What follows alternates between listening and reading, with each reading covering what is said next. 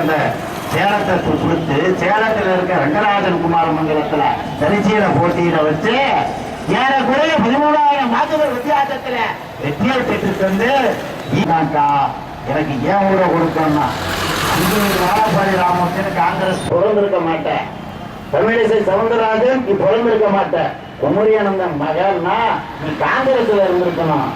என்னடா ஒரு குடும்பத்துல கருணாநிதியோட போனாம காக்கா தேக்கான்னு ஒரு கட்சியை ஆரம்பிச்சு வந்தார். என்னடா நீங்க எல்லாம் பெரிய கொள்கை குன்று